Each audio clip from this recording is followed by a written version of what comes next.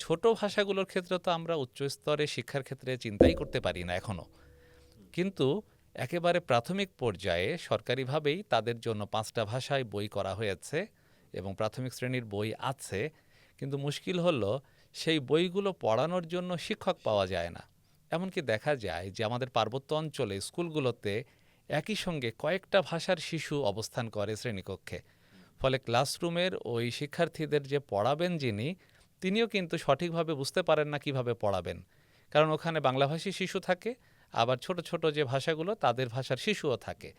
ফলে এটা কঠিন হয়ে পড়েছে। এর যে সমাধান নেই তা নয়, যে একজন বা কোনো কোনো ব্যক্তিকে আমরা যদি একাধিক স্কুলের সঙ্গে যুক্ত করে দিতে পারি এবং তিনি একই সঙ্গে বিভিন্ন স্কুলে গিয়ে পাঠদানের প্রাথমিক কাজগুলো করেন, তাহলে একই সঙ্গে বাংলা কিন্তু আমাদের এখানে তাদের জন্য লিঙ্গুয়া ফ্রাঙ্কা বা কমন ভাষা হিসেবে কাজ করে পার্বত্য অঞ্চলগুলোতেও।